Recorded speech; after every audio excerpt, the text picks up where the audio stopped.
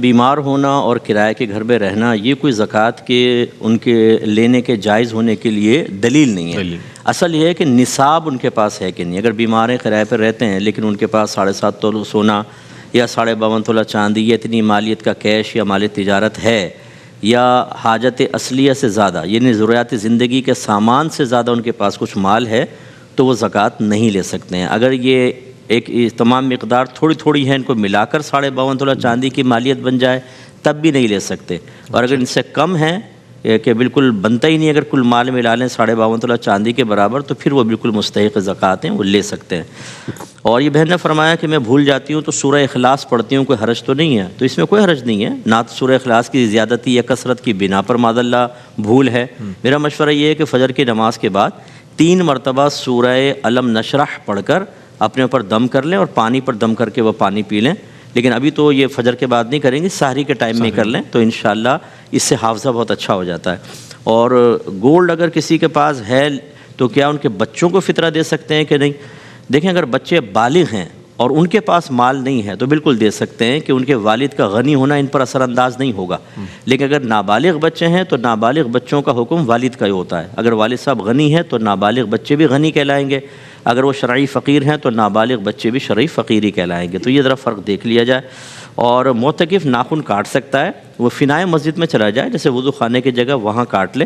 اور اسی طرح فنائے مسجد میں کپڑے بھی دھو سکتا ہے کہ معتکف کے لیے فنائے مسجد مسجد کے حکم میں ہے. فنائے مسجد سے مراد وہ جگہ جو سجدے کے لیے مخصوص نہ ہو لیکن مسجد کی باؤنڈری وال کے اندر ہو, جیسے وضو خانہ وغیرہ ہوتا ہے یا استنجا خانے ہوتے ہیں, اکثر ہی مسجد کے اندر ہوتے ہیں. جوتے رکھنے کی جگہ ہے, یہ فنائے مسجد کہلاتے ہیں اور معتکف یہاں جا سکتا ہے.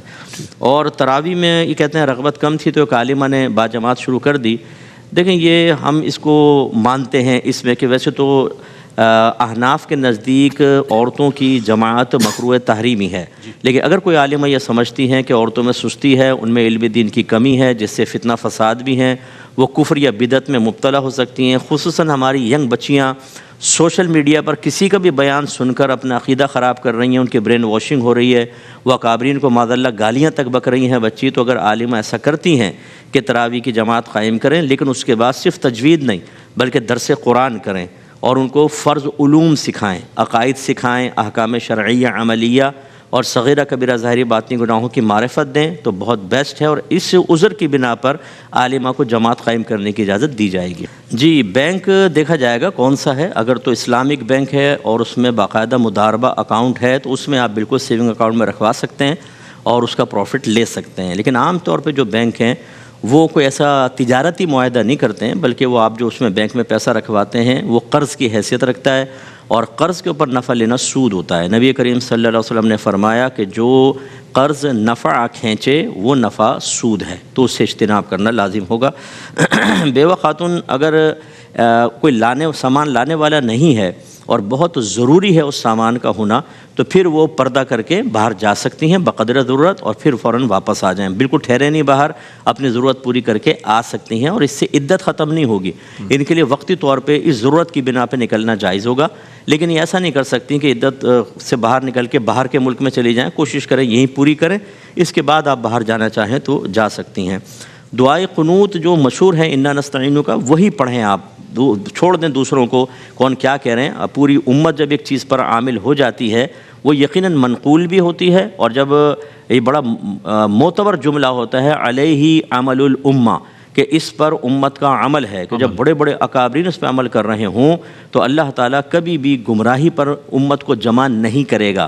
لا تجتمع امتی علی الضلالہ, سرکار نے فرمایا میری امت کبھی گمراہی پر مجتمع نہیں ہوگی. آپ وہی پڑھیں, کوئی مسئلہ نہیں ہے. حتیٰ کہ علماء نے فرمایا کہ اگر آپ مختصر کرنا چاہتے ہیں تو اللہم اغفر لی اللہم اغفر لی اللہم اغفر لی 3 دفعہ پڑھ لیں.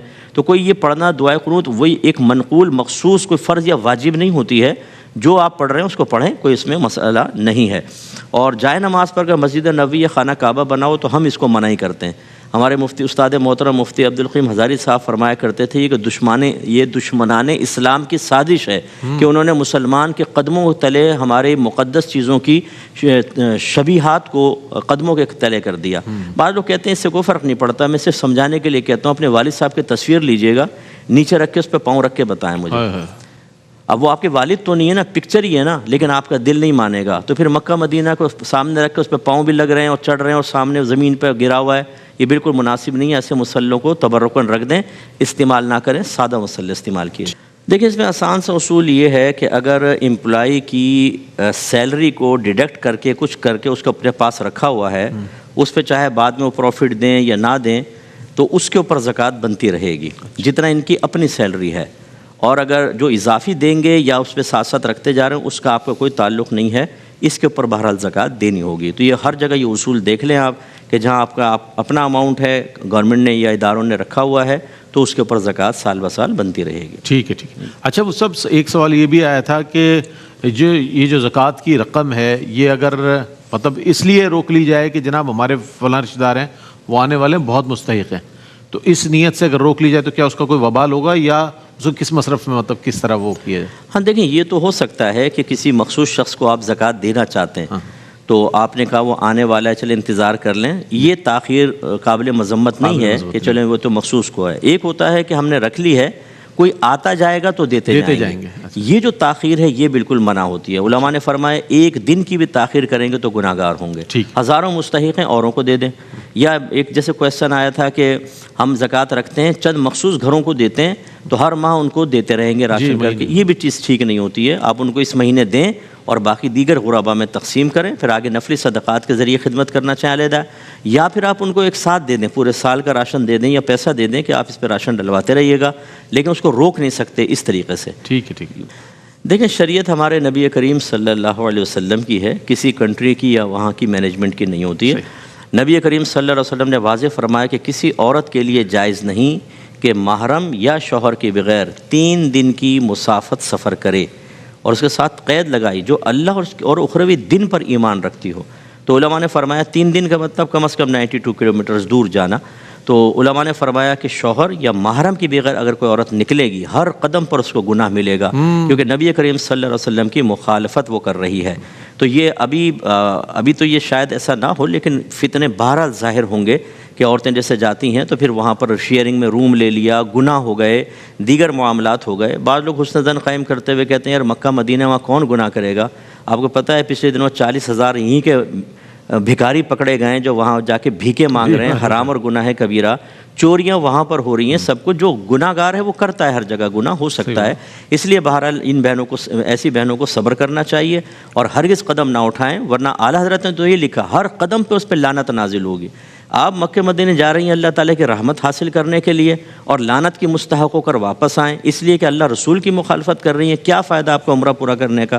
اس کا مطلب شوق تو پورا ہو جائے گا. شاید آپ اس کو سمجھیں کہ ہمارے بڑے درجے بلند ہو گئے، لیکن درجے بلند نہیں ہوں گے، آپ گناہ گار ہو کے واپس آئیں گے. اعلیٰ حضرت رحمۃ اللہ علیہ کی تحقیق کے مطابق مکے کی نیکی اگر 1 لاکھ کے برابر ہے تو گناہ بھی 1 لاکھ کے برابر ہے. اب آپ چلی جائیں عمرہ کرنے کے لیے، کسی کا فتویٰ ایسا نہیں چلے گا. اللہ کے نبی کی جب حدیث موجود ہے اس میں تعویل ہو سکتی ہے بہت سی چیزوں کے اندر، یعنی مجبوری میں رعایت ہو سکتی ہے، لیکن ایسا فتویٰ جاری کرنا کہ حدیث کا حکم ہی اٹھ جائے بالکل صحیح نہیں. اور یہ عمرہ کوئی ایسے شرعی عذر نہیں ہے جس کی بنا پر حدیث کی مخالفت جائز ہو جائے. دیکھیں بچوں کو نماز کا کہنا یہ والدین پر واجب ہے. 7 برس کا ہو جائے تو نماز کا حکم دو، 10 برس کا ہو جائے تو مار کر نماز پڑھاؤ. لیکن ان کے لیے ایک ایسا ماحول کریٹ کرنا بھی واجب ہے کہ بچوں کی نماز میں رغبت ہو. اگر آپ گھر میں گناہوں کے آلات لاتے ہیں، اگر آپ بے پرواہ ہیں، بہت سے بڑے نماز نہیں پڑھ رہے ہیں اور بہت ساری خرافات ہو رہی ہیں گھر کے اندر جس سے ایک بے نوری اور ایک بے رغبتی قلب کے اندر مذہب یا مذہبی رسومات اور مذہبی پابندیوں کے خلاف پیدا ہوتی چلی جا رہی ہے، اور اس پہ آپ رسمی طور پہ کہتی ہیں پپو نماز پڑھ دو، منہ نماز پڑھ دو، تو منہ کیسے راضی ہوگا؟ تو ماحول تو بنائیں آپ، لیکن بہرحال اس کے باوجود کہنا آپ پر لازم ہے. اگر بچے آپ کا کہنا نہیں مانتے تو ترتیب تو یہی ہے 7 سے 10 تک تو آپ آرام آرام سے کہیں، 10 برس میں تھوڑی سختی کریں، اظہار ناراضگی کریں، ان سے بات کرنا چھوڑ دیں، تھوڑی اور مزید سختی، پاکٹ منی روک لیں کہ نہیں تمہیں نماز پڑھنی ہوگی، اس طرح کی شدت کرنا ضروری ہے، ورنہ اگر آپ نہیں کریں گے تو پھر آپ گناہ گار ہوں گے.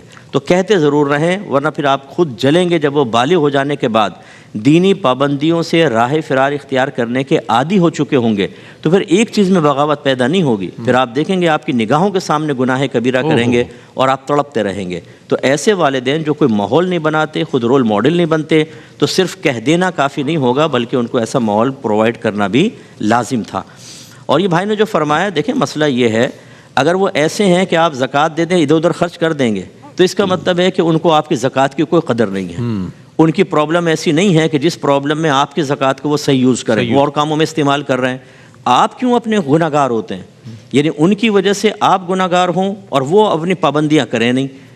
تو اسکول کی فیس اور دیگر جو ایسی یعنی ضروریات زندگی سے زیادہ چیزیں ہوتی ہیں، وہ حقیقتاً زکوٰۃ کا مصرف ہیں بھی نہیں. زکوٰۃ کا مصرف ہے انسان کا نان نفقہ، کھانا پینا، لباس، کوئی مکان کا کرایہ وغیرہ، یہ امپورٹنٹ چیزیں ہوتی ہیں. اگر وہ اس طرح کر رہے ہیں کہ آپ پیسے ایڈوانس دے دیں گے تو ادھر ادھر لگا دیں گے، اس کا مطلب ان کو پرواہ نہیں ہے. اور یہ بھی میں عرض کر دوں، بعض لوگ ایک جگہ سے نہیں لے رہے ہوتے. آپ سمجھ رہے ہوں گے شاید میرے سے گزارا ہو رہا ہے، 10 جگہ سے لے رہے ہوتے ہیں. آپ اس کی بھی تحقیق کر لیں. آپ گناہ گار نہ ہوں، آپ ان کو وقت پر دیں یا پھر پورے دے دیں، آپ بے پرواہ ہو جائیں.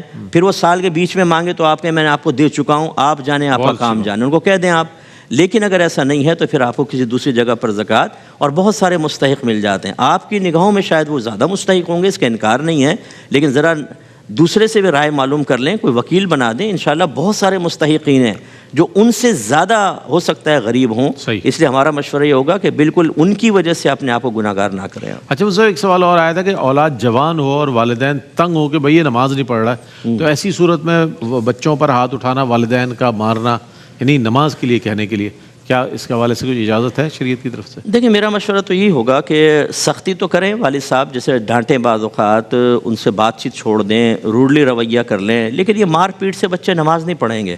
پڑھ بھی لیں گے وقتی طور پہ تو پابند نماز نہیں ہوں گے. والد صاحب کو کچھ ہو گیا تو بھاگ جائیں گے. مینٹلی طور پہ ان کو تیار کریں پیار محبت سے، اور اس کے ساتھ ساتھ تھوڑی بہت سختی. بلوغت کے بعد سختی کم ہو جاتی ہے، بہت زیادہ سختی نہیں کرنی ہوتی. اسی لیے 10 برس کا سرکار نے حکم فرمایا. یہ نہیں فرمایا بالغ ہو جائے تو مار کے نماز پڑھاؤ، بلکہ 10 برس میں سختی کر لو تاکہ وہ خود مینٹلی طور پہ تیار ہو کے بلوغت کے بعد نماز ادا کرے. تو یہ مار پیٹ نہ کریں، پیار محبت سے سمجھا.